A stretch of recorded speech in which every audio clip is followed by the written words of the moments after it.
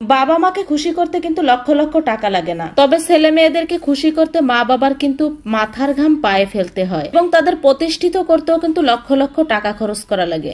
এটাই আসলে নিয়ম। তবে আমি মনে করি ছেলে মেয়েদেরকে বাবা মা যেভাবে কষ্ট করে লালন পালন করেছে, ছেলে মেয়েদেরও ঠিক সেইভাবে মা বাবার বয়স হয়ে গেলে তখন তাদের দিকে লক্ষ্য করা উচিত, তাদের যত্ন নেওয়া উচিত। তো হ্যালো এভরিওয়ান, আসসালামু আলাইকুম। কেমন আছেন সবাই? আশা করি সবাই ভালো আছেন। আলহামদুলিল্লাহ, আমিও ভালো আছি। তো সময় কিন্তু অনেক জ্ঞানী কথা বলে ফেললাম, না কথাটা ঠিক আছে কিনা। যদি ঠিক থাকে তাহলে একটু কমেন্ট করে জানাবেন, আর যদি ভুল হয়ে থাকে তাহলে ক্ষমার দৃষ্টিতে দেখবেন। আর এই কথাগুলো কেন বললাম সেটা সামনে বলবো, দেখতে থাকুন আমার ভিডিওটি। আজ বিরিয়ানি রান্না করব ব্রয়লার মুরগি দিয়ে। এখানে আমি 1 কেজির মতো গোশ নিয়েছি, ব্রয়লার মুরগি নিয়েছি। গোশগুলোকে আমি একটু ছোট ছোট সাইজের করে কেটে নিয়েছি, কারণ ছোট ছোট সাইজের করে কেটে নিলে কিন্তু বেশি ভালো লাগে। আর ব্রয়লার মুরগিটা আমি অন্য সময় কিন্তু ভেজে রান্না করি, আজ আমি ভেজে যেহেতু রান্না করবো না, এই জন্য ছোট ছোট করে নিলাম। কিন্তু প্যাকেট মশলা দিয়ে বিরিয়ানিটা করতেছি।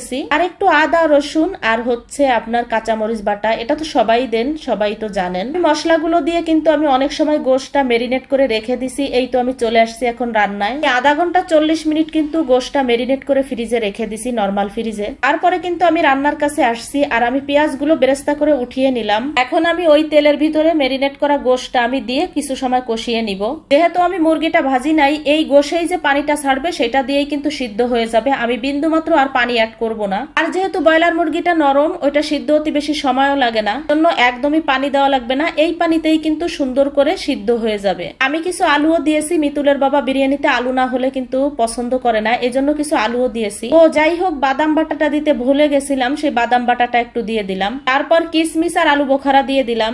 এখন আমি সুন্দর করে কিছু সময় নেড়ে চেড়ে তারপরে আমি আবার ঢাকনা দিয়ে ঢেকে দিব। আমার বিরিয়ানি যা রান্না করব তার থেকে হাঁড়িটা বেশি বড় হয়ে গেছে। হাঁড়ি বড় না হইলে, কড়াই বড় না হইলে আমি রান্না করতে আরাম পাই না, জন্য আমি বড় বড় হাঁড়ি সবসময় কিনি। যাই হোক, এখানে আমি পোলাওর চালটা একটু ভেজে নিচ্ছি গ্যাসের চুলায়। এক হাতে মোবাইল আর এক হাতে নাড়াচাড়া করতেছি, এই জন্য ক্যামেরাটা একটু কাঁপতেছে। এখানে আমি কেওড়া জলটা দিয়ে দিচ্ছি। এই সময় কেওড়া জলটা দিলে বিরিয়ানির ফ্লেভারটা বেশি ভালো আসে। ভিডিওর শুরুতে যে কথা বলেছিলাম, মা বাবাকে খুশি করতে কিন্তু বেশি কিছু লাগে না, এটাই আপনাদেরকে এখন বলি। এই যে মুরগিটা দিয়ে আমি বিরিয়ানি করতেছি, এই মুরগিটা কিন্তু মিতুল এবং মানহার টাকা দিয়ে কেনা। মিতুল বলতেছে, আম্মু চলো তোমাদেরকে আজ হোটেলে নিয়ে বিরিয়ানি খাওয়াবো, আমার টাকা দিয়ে তোমাদের টাকা দেওয়া লাগবে না। তখন আমি বললাম হোটেলে যাব না, হোটেলের খাবার ভালো লাগে না, আমাকে টাকা দাও, আমি মুরগি কিনে নিয়ে আসি। তখন ও আমাকে টাকাটা দিয়ে দিল। কথাটা এই জন্য বললাম, ও তো টাকাটা দিয়ে অন্য কিছু করতে পারতো, খাবার খেতে পারতো নিজে নিজে। স্কুলে ক্যান্টিন আছে, সেখান থেকে সে খেতে পারতো, কিন্তু সে সেটা না করে মা বাবা বোনকে নিয়ে খেতে যাচ্ছে। এই জন্য